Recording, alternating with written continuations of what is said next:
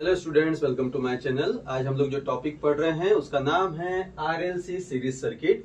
जैसा कि आप टॉपिक का नाम देख रहे हैं, हमको यहाँ पर फोकस ये करना है कि रेजिस्टेंस, इंडक्टेंस और कैपेसिटेंस तीनों भी कैसे कनेक्टेड हैं, सीरीज में हैं। और इस पर हमारे पास में कुछ फॉर्मूले बनने वाले हैं। ये फॉर्मूले को हम लोग समझेंगे क्योंकि इस पर बेस्ड रहेंगे हमारे न्यूमेरिकल्स। जैसा कि आप लोग देख रहे हैं कि आरएलसी सीरीज सर्किट में यहाँ पर देखो रजिस्टर, इंडक्टर, कैपेसिटर कनेक्शन कैसा है, सीरीज में है। इसलिए हमने यहाँ पर इसको कैसा लगाया है, सीरीज में लगाया हुआ है। ठीक है, इनके अक्रॉस में एक वोल्टेज है जिसका सप्लाई है एसी। ठीक, अब यहाँ पर हमको फोकस ये करना है कि कभी कभी न्यूमेरिकल में क्या पूछता है, वो as a RLC series circuit पूछता है, और कभी कभी बोलता है कि एक कॉइल है वो कैपेसिटर के साथ में सीरीज में कनेक्टेड है, ऐसा भी बोलता है। तो जब आप कॉइल को देखोगे तो कॉइल का मतलब क्या होता है, जहां पर रजिस्टर और इंडक्टर दोनों कैसे दिखाई दे, सीरीज में दिखाई दे, तो उसको हम लोग क्या बोलते हैं, कॉइल बोलते हैं। ठीक, अब यहाँ पर देखो हम लोग इस सर्किट में से इस फॉर्मूले को समझेंगे। जैसा कि हमारा पहला फॉर्मूला क्या है, देखो तो यहाँ पे टू फाइंड इम्पीडेंस। इम्पीडेंस का मतलब क्या होता है, जेड। इम्पीडेंस निकालने के लिए हमारे पास में दो कंडीशन है। पहली कंडीशन ये है कि XC is greater than XL and XL is greater than XC.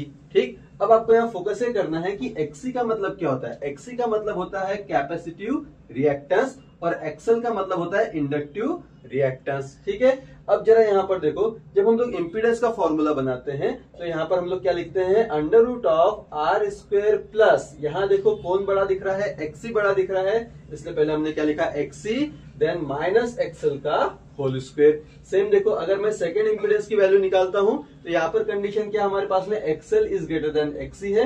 तो आपको दोनों फॉर्मूले में ध्यान में क्या रखोगे, यहाँ पर एक्सी बड़ा था इसलिए हमने पहले एक्सी लिखा, यहाँ पर एक्सएल बड़ा इसलिए हम लोग यहाँ पर पहले क्या लिखेंगे, एक्सएल। तो इंपीडेंस का फॉर्मूला बनेगा Z equals to under root of R square plus XL minus XC का होल स्क्वेयर। अब होता क्या है कि जब हम लोग इम्पीडेंस निकालते हैं तो यहाँ पर अननोन वैल्यू हमारे पास में कौन हो जाती है, एक्सएल और एक्सी। जैसा कि मैंने आपको बताया कि एक्सएल का मतलब होता है इंडक्टिव रिएक्टेंस और एक्सी का मतलब क्या होता है, कैपेसिटिव रिएक्टेंस। जब आप एक्सी को निकालोगे तो एक्सी का फॉर्मूला बनता है हमारे पास में 1/2 पाई एफ सी। अब यहाँ पर एफ जो है वो फ्रीक्वेंसी को रिप्रेजेंट कर रहा है, सी मतलब कैपेसिटर की वैल्यू को रिप्रेजेंट करेगा। ठीक है, एक्सएल होता है इंडक्टिव रिएक्टेंस, एक्सएल का फॉर्मूला बनता है 2 पाई एफ एल। जैसा कि आप यहाँ पर देख रहे हैं, एफ मतलब यहाँ पर फ्रीक्वेंसी हो गया, एल यानी कि इंडक्टर की वैल्यू रहेगी। ठीक, तो यहां से अगर मुझे एक्सी और एक्सएल मिलेगा तो उसको मैं अगर यहाँ पुट करूंगा तो कौन निकल जाएगा, इम्पीडेंस। तो ये तो हो गए हमारे शुरू के दो फॉर्मूले। अब तीसरे फॉर्मूले पे आते हैं। जैसा कि अगर उसने मुझे बोला कि आरएलसी सीरीज सर्किट का करंट निकालो, किसको निकालो, करंट। तो जैसा आप यहाँ पर देख रहे हैं कि देखो ये आरएलसी सीरीज सर्किट है और यहाँ से करंट क्या जा रहा है, आई। तो अगर आप आई निकालोगे तो आई कैसे निकलेगा हमारे पास में, V अपॉन जेड। V कौन है, वोल्टेज है, और Z हम लोग कैलकुलेट करके रखेंगे जहां पर हम लोग वैल्यू को पुट करके सॉल्व करेंगे। ठीक है, आगे बढ़ते हैं। अगर सेम उसने हमको देखो क्या बोला, आरएलसी सीरीज सर्किट में पावर निकालने के लिए बोला, तो पावर का फॉर्मूला क्या बनता है, आई स्क्वेयर आर।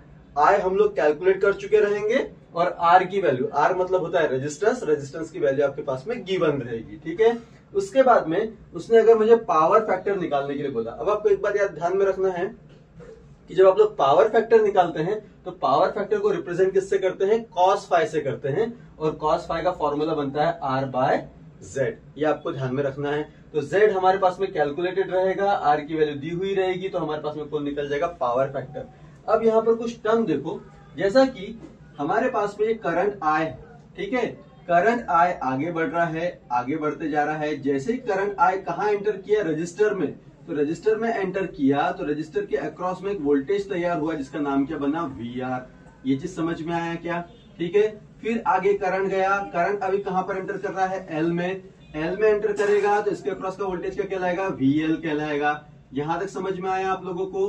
फिर करंट आगे बढ़ा, आगे बढ़ा तो वो कहां एंटर कर रहा है, कैपेसिटर में, तो इसके अक्रॉस का वोल्टेज क्या बन जाएगा, VC बन जाएगा।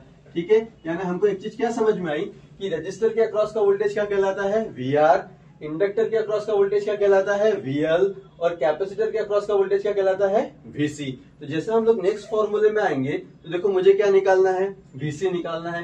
तो VC का फॉर्मूला क्या बनेगा, I इंटू एक्सी। करंट हम लोग कैलकुलेट कर चुके रहेंगे जैसा कि आप यहाँ देख रहे हैं, और जो एक्सी है, एक्सी का मतलब क्या होता है, कैपेसिटिव रिएक्टेंस। कैपेसिटिव रिएक्टेंस का ये फॉर्मूला है मेरे पास। ठीक, उसके बाद में देखो हमको क्या निकालना है, वी कॉइल निकालना है। अब वी कॉइल निकालने के लिए वी कॉइल का मतलब क्या होता है, कॉइल का वोल्टेज। तो कॉइल का वोल्टेज कैसा निकलेगा हमारे पास में, I इंटू एक्स कॉइल। अब जैसा कि आप लोग यहाँ पर देख रहे हैं कि I इंटू एक्स कॉइल बोला है, मतलब क्या होगा, कॉइल का रिएक्टेंस हमको निकालना पड़ेगा। कॉइल का रिएक्टेंस इंटू करंट, तो कौन निकल जाएगा हमारे पास में, वी कॉइल। एक्स कॉइल निकालने का फॉर्मूला मेरे पास में कौन है, under root of R square plus XL का होल स्क्वायर। समझ में आ रहा है क्या? तो हमारे पास में कौन निकल जाएगा पे, एक्स कॉइल। एक्स कॉइल को हम लोग पुट करेंगे यहाँ पे, तो कौन निकल जाएगा, वी कॉइल। तो जैसा आप लोग देख रहे हैं, ये जो मैंने फॉर्मूला आपको समझाया, ये किससे रिलेटेड था, आरएलसी सीरीज सर्किट से। एंड आई होप आपको ये फॉर्मूला अच्छे से समझ में आए होंगे।